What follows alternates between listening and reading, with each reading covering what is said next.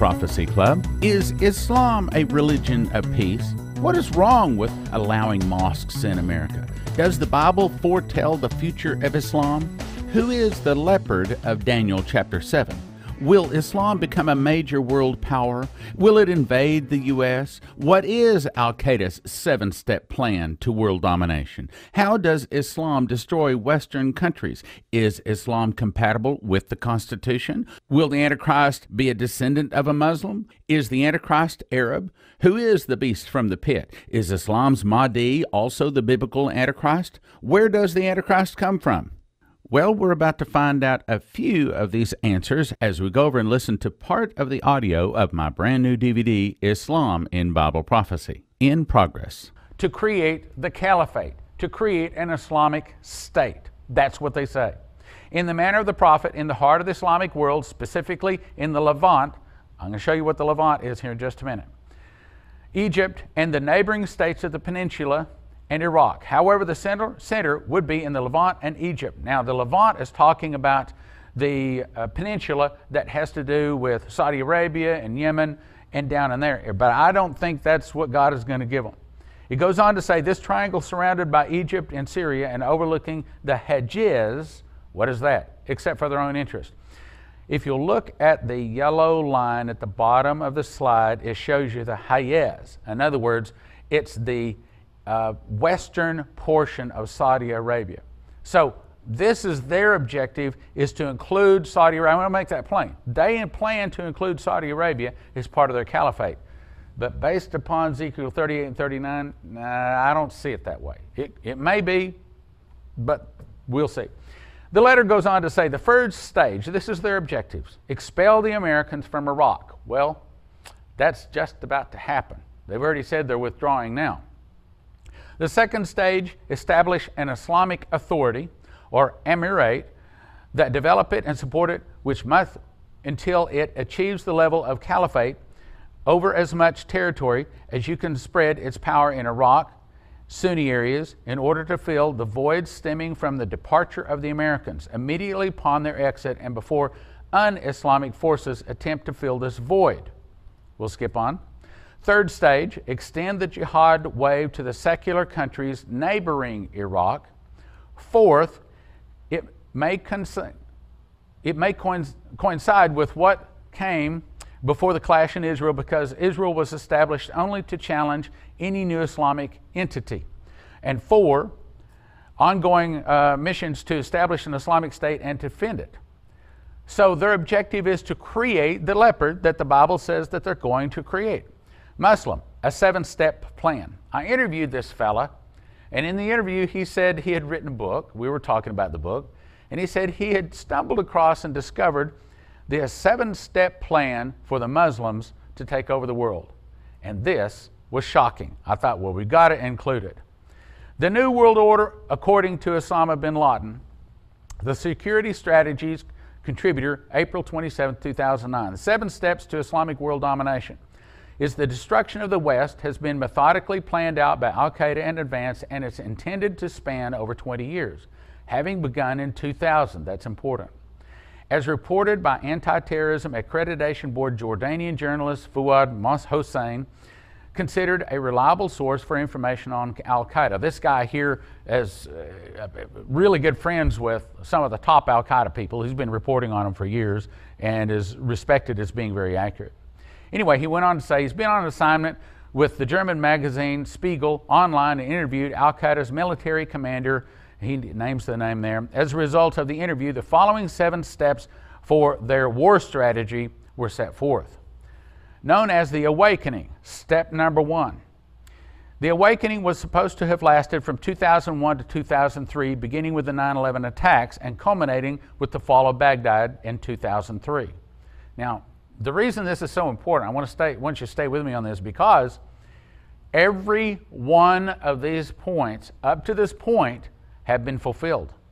This period is called the Awakening because al-Qaeda military planners wanted the U.S. to attack the Islamic world and hopefully awaken Muslims. The 9/11 attacks were essentially the bait. This step was intentionally designed by al-Qaeda to pit U.S. military power or the appearance of it against the Muslim world. This step has been considered a success by al-Qaeda. Step number 2, opening of the eyes. Opening of the eyes, which refers to the attacks of 9/11 designed to make the Islamic movement a central player on the global scene. Okay, did we see the 9/11 events begin to wake up Muslims around the globe? Yes, we did. Step number 2, have we seen Muslims start getting their eyes open and start growing in power and strength? Yes, we have. I believe they're heading to that caliphate right there in that map. Step number 3 is arising and standing up. The period from 2007 to 2010 will focus on terrorist destabilization of existing Muslim regimes of Libya, Egypt, Iraq, Afghanistan, and Syria. Almost exactly the areas that I believe will be turned into the Leopard or the caliphate. Step number 4, the toppling. The toppling of the moderate regimes of Egypt, Jordan, Turkey, and other Muslim states from 2010 to 2013. Now let me stop right there. I've long said on the radio that I believe what is really going on with the Arab Spring, they're really removing the secular heads, Mubarak, Gaddafi, removing the secular heads, and they're replacing them with Islamic heads. Now, when they were first doing this, a lot of people were thinking, no, that's not what they're going to, they're going to replace those with better governments. Well, no, in every case, they've been replaced with Islamic leaders. I'll show you that in just a minute. Continue. Arab governments not supportive of al-Qaeda will be forced to collapse. Dramatic attacks will be carried out against oil suppliers. Now, we have not seen that yet. However, we have our 5th Fleet over in the area around, as a matter of fact, last I heard there was 2 aircraft carriers in the Strait of Hormuz, seeing that it is all open. So this was at least their plan. So they're planning a collapse of the governments, the Turkish vacation spots, cruise ships, the Gaza Strip within Israel, and the U.S. economy will be specifically targeted through cyber terrorism. However, keep in mind that this is what they had planned from 2010 to 2013. So this is saying in the next, well, between now and 2013, there's a high probability we will see attacks on oil suppliers, Turkish vacation spots, cruise ships, the Gaza Strip. Again, they're trying to form a caliphate by removing the leaders that are in those nations now. Step number 5, the caliphate. In other words, the Leopard, the group of Islamic nations. The formation of a new world order. This is what they wrote. I didn't write this. Between 2013 and 2016, based on an Islamic caliphate as a world power and the weakening of the United States. Now, we don't know how that's going to happen. Is that going to happen by an earthquake, a series of explosions, death of the dollar, or all of the above? Step number 6, the Islamic superstate. A total confrontation between Islam and the West will take place. Their goals, they say this, not me, between 2016 and 2020. Beginning around 2016 to 2018, al-Qaeda hopes to initiate, through its established Islamic superstate or caliphate, a world war unlike anything we have ever seen. Osama bin Laden predicted that this war will be a fight between the believers and the non-believers. I think that's interesting because Leslie was told that Israel and America will go against most of the Arab world. Step number 7, the final step, a definitive victory for Islam. Now look at that date, 2020. I don't think that's an accident. But what does the word definitive mean? If you skip down to the yellow, that's the definition. I want you to know that definition. Looked it up. Definitive means most reliable, complete, conclusive, or final solution to the problem. Where have we heard those words before? Final solution. The final solution. Who talked about the final solution? The answer is the Hitler. Okay, let's continue. Step number 7, their definitive victory. Sometime around 2020, the Islamic superstate will be able to declare definitive victory, having defeated the West and the effects, defeated the West through direct confrontation, subversive activities, and the effects of a Middle East power vacuum resulting from collapsed moderate Arab governments. Revelation 18 says, therefore her plague shall come in one day. I think that we better pay attention.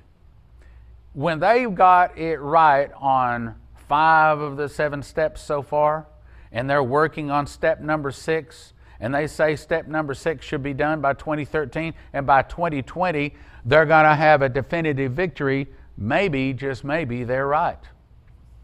And I would tell you more reasons why I think they might be right, but I'm not going to go into that right now. Are there moderate Muslims in the world? Do all Christians believe that Jesus is returning? Yeah. Well, all Muslims believe that the Mahdi is returning. Do all Christians believe that Jesus will remove all the sinners and set up an all-Christian world in the millennium? Yes. But did you also know that all Muslims believe that when the Mahdi returns, he's going to remove the infidels, that's us, kill all of us, and set up an all-Muslim world? In other words, what they want to do is get all the world to say their phrase, and that is, there is no God but Allah and Muhammad, his messenger, and then you'll have world peace. So are there moderate Muslims? I don't think so. So then you may be saying, well, why is more people not hearing what you're saying? Why don't more people understand that what is going on is the rise of the Leopard and that we're seeing the fall of the West, the fall specifically of America? It's called cognitive dissonance. I ran across this recently. Cognitive dissonance means our brains don't want to acknowledge the gravity or the seriousness of the situation. Cognitive dissonance is an uncomfortable feeling caused by holding conflicting ideas simultaneously. The theory of cognitive dissonance proposes that people have a motivational drive to reduce dissonance. They do this by changing their attitudes, beliefs, and actions. Dissonance is also reduced by justifying, blaming, and denying. Here's the bottom line. It's saying we can't handle it. It's saying it just pop our brain. A lot of the things that are going on in our world today, we can't face. And that's the reason so many people put their heads into the sand. All right, what is going on? Regime to Islam. These are articles I've recently pulled off the internet. It says, planning for Islamic caliphate to begin. And guess what it's saying? That's right, they're pulling up the secular and they're installing the Sharia Islamic governments. I'm not even going to read that. I think I made my point. I think this picture says everything. So many people say, well, is Obama a Muslim? Well, let me just ask you this. If you're a Christian, would you wear that? I wouldn't pull that on. Is that saying he's a Muslim? Well, it sure points in that direction. We'll be right back after this message. Is Islam a religion of peace? And what is wrong with allowing mosques in America? Does the Bible foretell the future of Islam? Who is the leopard of Daniel chapter 7? Will Islam become a major world power? Will it invade the U.S.? What is al-Qaeda's 7-step plan to world domination? How does Islam destroy Western countries? Is Islam compatible with the Constitution? Will the Antichrist be a descendant of a Muslim? Is the Antichrist Arab? Who is the beast from the pit? Is Islam's Mahdi also the biblical Antichrist? Where does the Antichrist come from? Find out the answer to these and more questions in my new DVD, Islam in Bible Prophecy. Call 785-266-1112 or go to prophecyclub.com. Order Islam in Bible Prophecy. I invite you to order my brand new DVD, Stargates, Wormholes, and the Bottomless Pit. Have 10,000 scientists from 100 countries recreated an Egyptian Stargater wormhole?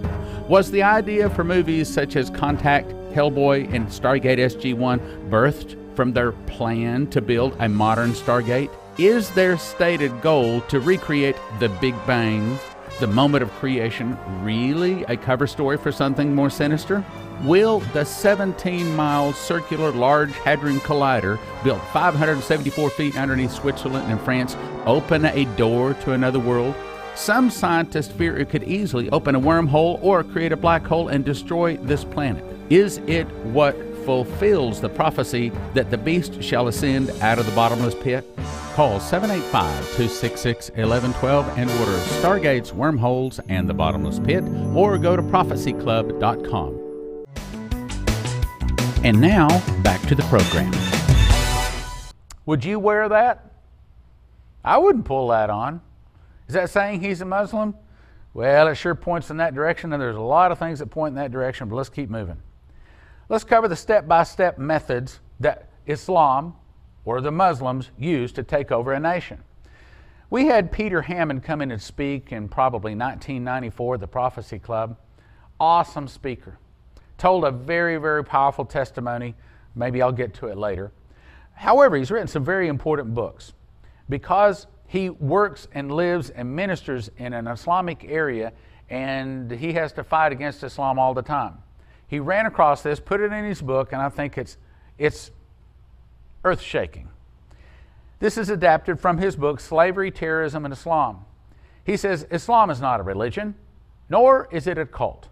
In its fullest form, it is a complete, total, 100% system of life. You better listen. Islam has religious, legal, political, economic, social, and military components. That's correct. In other words, Christianity is a religion. It's not also a military. It's not also a civil government. But Islam is all four and more.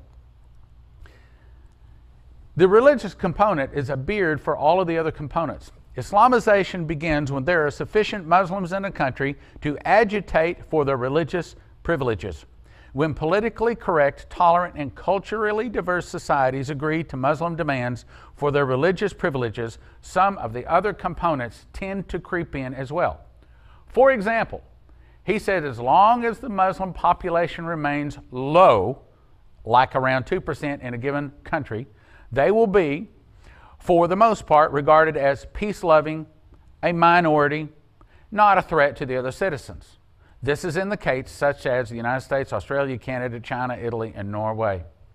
However, at 2% to 5%, they begin to proselytize. In other words, they begin to convert other people in the nation to be Muslims. Other ethnic minorities and disaffected groups recruiting from jails and among street gangs. This is happening now in Denmark, Germany, United Kingdom, Spain, Thailand. However, at 5%, things begin to change. They exercise an inordinate influence in appropriation for their percentage of the population. For example, they will push for the introduction of halal. In other words, it has to meet certain Islamic standards for food in supermarket chains.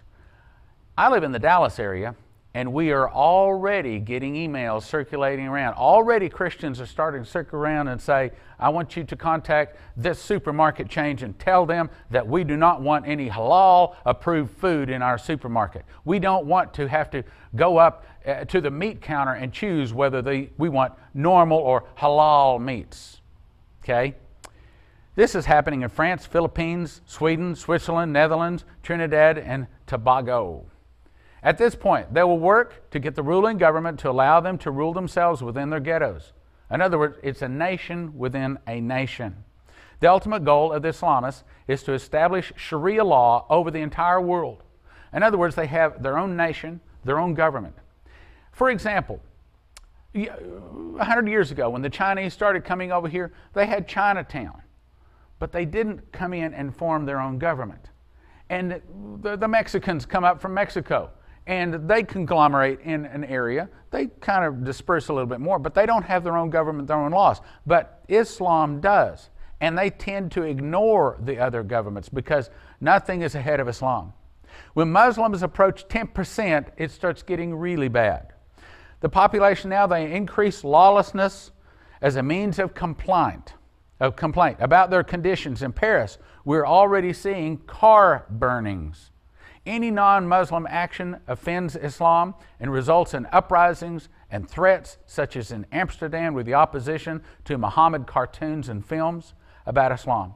Such tensions are seen daily, particularly in Muslim sections such as in Ghana, India, Israel, Kenya, and Russia. Remember this, Russia right now is about 15% Muslim. That's going to tie into Bible prophecy too. But when they start reaching 20%, that nation has a real problem. The nation now can expect their trigger riding, jihad, militia formations, sporadic killings and burnings of Christian churches and Jewish synagogues such as in Ethiopia. At 40%, nations experience widespread massacres, chronic terror attacks, ongoing militia warfare, such as in Bosnia, Chad, Lebanon.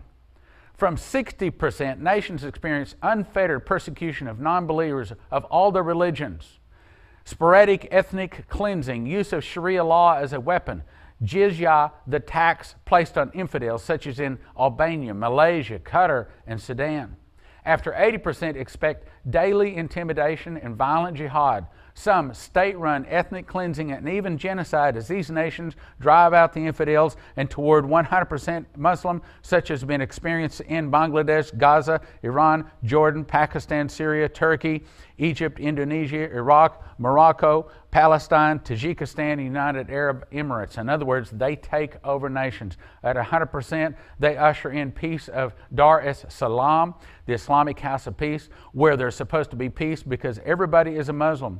The madrasas are the only schools, and the Quran is the only word, such as in Afghanistan, Saudi Arabia, Somalia, Yemen, and other nations in that area. Unfortunately, peace is never achieved, as in these 100% states, the most radical Muslims intimidate and spew hatred and satisfy their bloodlust by killing less radical Muslims for a variety of reasons. As I said earlier, if Muslims aren't killing each other, they're killing you. He goes on to say, before I was 9, I had learned the basic canon of Arab life. It was me against my brother, and my brother against my father, and my family against my cousins, and the clan against the tribe, and the tribe against the world, and all of us against the infidel, said Leon Uris. Here's how Muslims take over a nation. The Hajj, it is important to understand that in some countries with well under 100% Muslim populations, such as France, the minority Muslim populations live in ghettos, within which they are 100% Muslim and within which they live in Sharia law. The national police do not even enter these ghettos. And it goes on and on. I think I've made my point. I'm going to skip on by that. Birds of a feather flock together. This particular article says that Obama and Janet Napolitano appoint Arif Ali Khan, a devout Muslim, as an assistant secretary for the policy development. She also appointed another Muslim to be a member of the Homeland Security Advisory Council. So, you know, birds of a feather flock together. We have to start saying, well, there's at least a lot of Muslims in the White House, in our administration, and maybe the top one is a Muslim. Muslims in America. Exodus 23 says, "Thou shalt have no other gods before me," yet this is a mosque in America. Here's another one, the Washington Islamic Center, the New York Islamic Center, Culver City Islamic Mosque. This is a map with the little orange dots showing you how many mosques are in the United States already. Brothers and sisters, we are already in a lot of trouble. Another map showing you how many mosques, how many Muslims there are. Well, what is a moderate Muslim? Are there moderate Muslims? Well, I interviewed a guy and he had a real good answer. He said, here's the difference. A moderate Muslim wants to kill you when the Mahdi returns. A radical Muslim wants to kill you now. So, can a good Muslim be a good American? Theologically, no, because his allegiance is to Allah, the moon god of Arabia, not to one nation under God. Religiously, no, because no other religion is accepted but his Allah except Islam. Scripturally, no, because his allegiance is to the 5 pillars of Islam and the Quran. Geographically, no, because his allegiance is to Mecca, to which he turns in prayer 5 times a day. Socially, no, because his allegiance is to Islam, that forbids him to make friends with Christians or Jews. Politically, no, because he must submit to the mullahs, or the spiritual leaders, who teach annihilation of Israel and the destruction of America, the great Satan. Domestically, no, because he is instructed to marry 4 women and beat and scourge his wife when she disobeys him. Intellectually, no, because he cannot accept the American Constitution since it is based on biblical principles and he believes the Bible to be corrupt. Philosophically, no, because Islam, Muhammad, and the Quran do not allow freedom of religion and expression, democracy and Islam cannot coexist. Every Muslim government is either dictatorial or autocratic.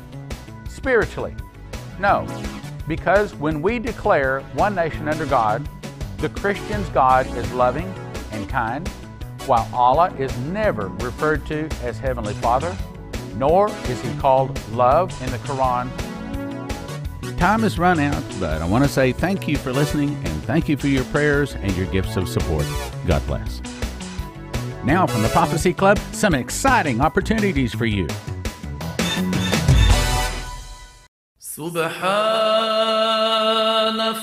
Is Islam a religion of peace? And what is wrong with allowing mosques in America? Does the Bible foretell the future of Islam? Who is the Leopard of Daniel chapter 7? Will Islam become a major world power? Will it invade the U.S.? What is al-Qaeda's 7-step plan to world domination? How does Islam destroy Western countries? Is Islam compatible with the Constitution? Will the Antichrist be a descendant of a Muslim? Is the Antichrist Arab? Who is the beast from the pit? Is Islam's Mahdi also the biblical Antichrist? Where does the Antichrist come from? Find out the answer to these and more questions in my new DVD, Islam in Bible Prophecy. Call 785-266-1112 or go to prophecyclub.com. Order Islam in Bible Prophecy. I invite you to order my brand new DVD, Stargates, Wormholes, and the Bottomless Pit. Have 10,000 scientists from 100 countries recreated an Egyptian Stargater wormhole? Was the idea for movies such as Contact, Hellboy, and Stargate SG-1 birthed from their plan to build a modern Stargate? Is their stated goal to recreate the Big Bang, the moment of creation, really a cover story for something more sinister? Will the 17-mile circular Large Hadron Collider, built 574 feet underneath Switzerland and France, open a door to another world? Some scientists fear it could easily open a wormhole or create a black hole and destroy this planet. Is it what fulfills the prophecy that the beast shall ascend out of the bottomless pit? Call 785-266-1112 and order Stargates, Wormholes, and the Bottomless Pit, or go to prophecyclub.com. Karen Anderson spent 10 hours a day for 10 years, 5 hours a day for 20 years, learning the secrets of Revelation from an astronomical point of view. None of the wicked shall understand, but the wise shall understand, says the Bible. She says the book of Revelation is a call for the tribes of Israel to return by explaining the story of the Son of Man coming from one end of heaven to the other. By understanding Jesus' role in the heaven, it helps us fulfill our role on the earth. Many men have tried to read this message, but it is hidden until the appropriate time. The stars are a second witness to the Bible, designed to be understood now. A letter from God to us to prove Jesus is the Messiah. Explaining this story called The Word of God and Jesus is the Word. Topics are the purpose of the earth, Bullinger's Witness of the Stars and Clarence Larkin, the wedding feast, the offerings of the temple and the man, the sickles of Revelation 14:14, the Great Seal and its secret purpose, the Great Pyramid and its role in early Christianity.